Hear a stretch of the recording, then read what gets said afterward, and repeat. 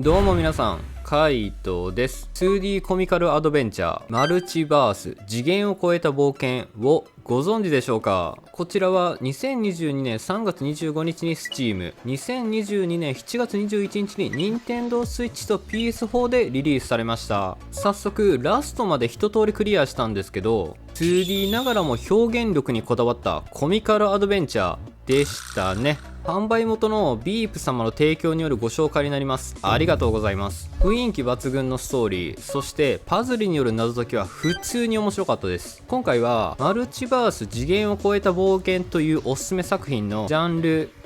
魅力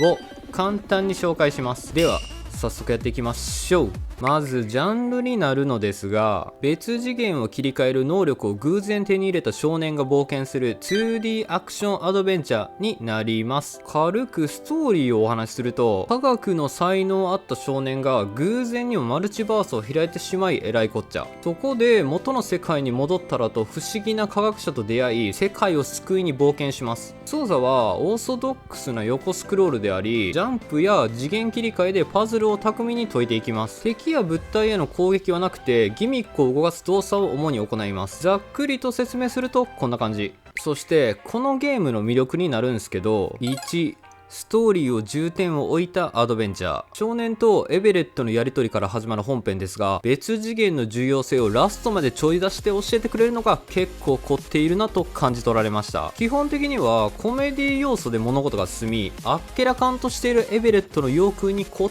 えながら進みます。エベレットは普通にカジノで遊びほうけてた時は悶絶しましたが、また別次元は本軸とは全く異なった平行世界であり、こちらは平和ではあるがマルチバースでは悲惨な状態であったり、ゾンビが漂う世界、さらには氷河期による絶対0度など心象を揺さぶってきますね。この物事を直視しながらの本軸でのエヴァがなそうとしているお手伝いと捉えるのが良いかなと。敵側もヤッターマンを回せるようなポンコツぶりというかルパンのようなやり取りはなんやねんと思いながらもなかなか楽しめました。2、頭を使うパズル要素が秀逸。普段慣れてない人は苦労するかもしれませんが、パズル要素が非常に面白かったです。一見通れない場所も次元切り替えを使ってからの活動を見出せるのがやりごたえあったなと。操作できる場所が別次元の干渉でバグって見えるのも印象的で、マジでゲームがバグったのかと錯覚したのは内緒の話。ここだけは適当に勢いで突破しました。マジで頭こんがらがったんですよね。基本的には鍵を使った扉を開けるために探索、そしてイベントという流れなんで、詰まったら一度戻ってみてください。収集要素もあるので、鍵をゲットしたら扉だけ開けて戻って探索するのがおすすめ。各章でのインベントリーアイテムがなかなかにグロいこととか書いてあるので読む価値ありです。3、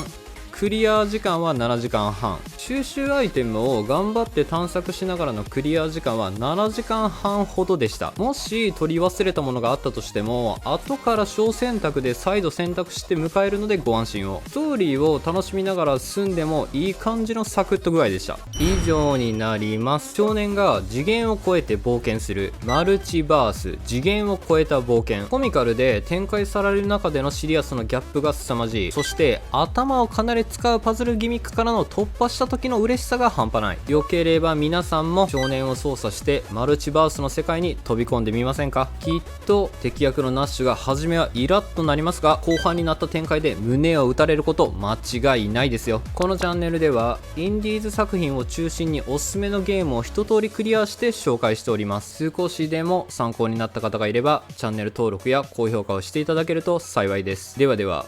またの機会に。カイトでした。